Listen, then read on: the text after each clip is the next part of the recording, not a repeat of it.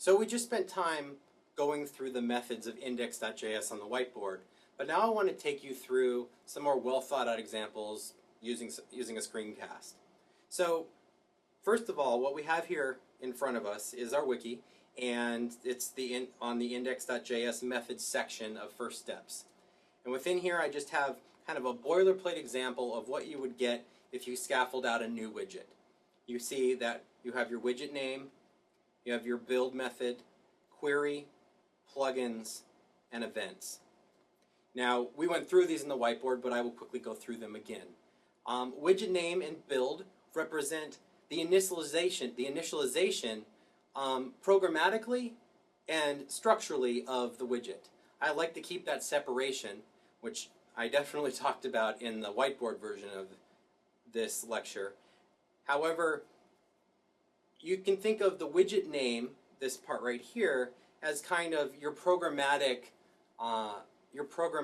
initialization. If you want to have stuff disappear on the DOM, if you want to have the widget itself disappear, if you want to do something after you build programmatically, these are things that are more behavioral driven versus HTML driven.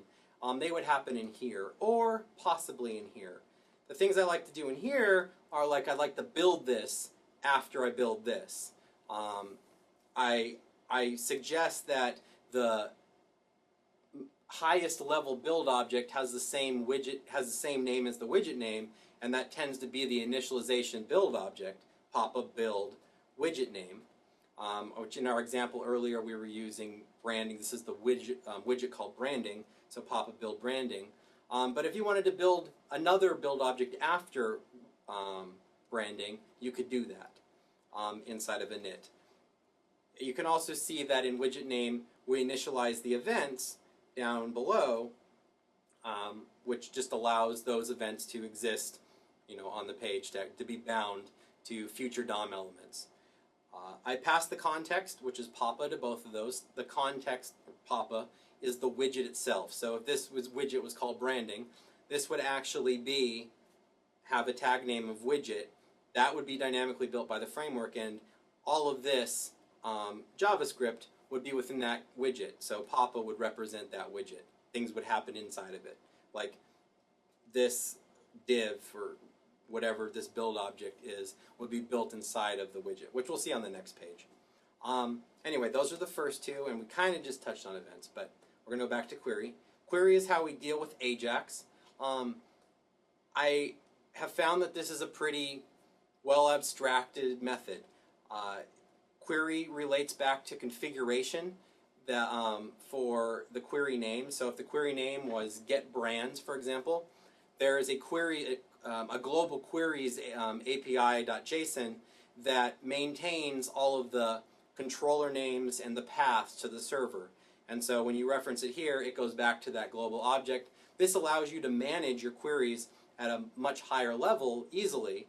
And it also allows you to provide a variety of informative pieces of information associated with that controller. So get brands was created by Jane Doe, and the documentation lives at this URL, and comments are, it tends to like stringified data objects versus native data objects, and it's version 2.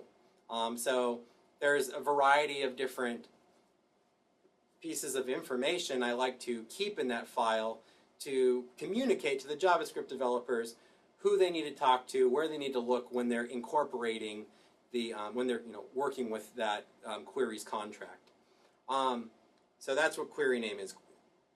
And then before and after represent the preparation of the data and then what happens afterwards, the callback of the AJAX. So before has access to data if you pass it, and the structure of how this query is called will be covered on the next page and was also covered in the previous whiteboard example. And L, which is always available to before and after, represents the context. So whatever query was chained to, whatever element it was chained to, and it has to be chained to an element, is passed with L. So if you want to, if it was a form with a submit button, you click that submit button, L would represent that submit button, and it could go and create an object, a custom object that gets returned in this before.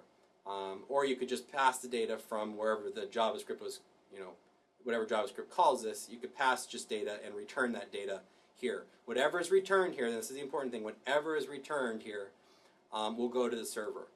When the server comes back, it goes back to the after within this widget. If it was called within this widget, you can have queries, queries with the same names in every widget with completely different functionality, and they will come back to their associated after functions, after callbacks, and it comes back with JSON and L.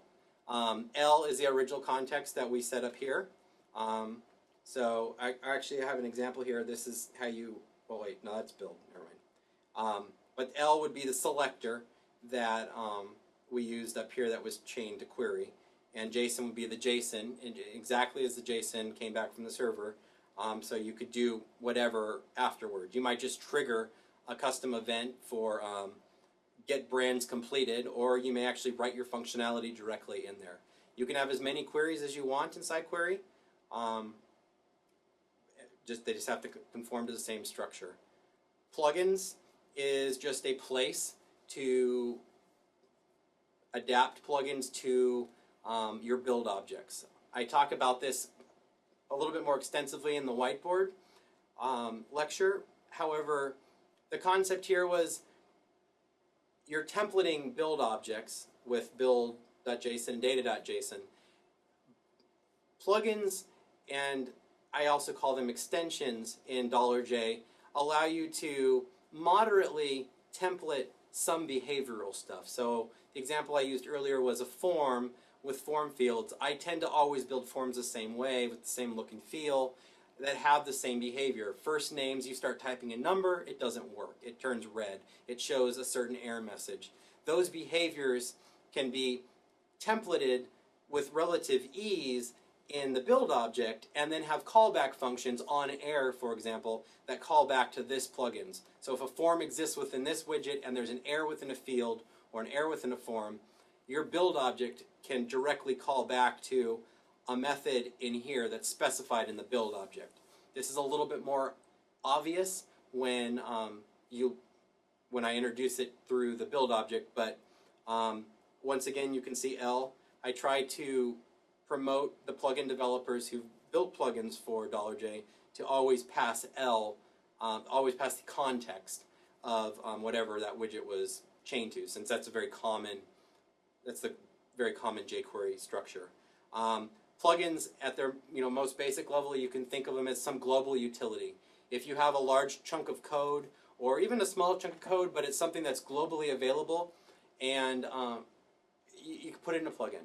A plugin name, whatever you see, dot, blah, blah, blah, parenthesis, parenthesis, that blah, blah, blah maps directly to a file name in the plugins folder. There's a plugin called blah, blah, blah.js. Provides very basic level encapsulation and a common way to navigate and readability. I like from a code readability standpoint. And then events, it's just where you put your events. I try to stay away from writing just flat out functions.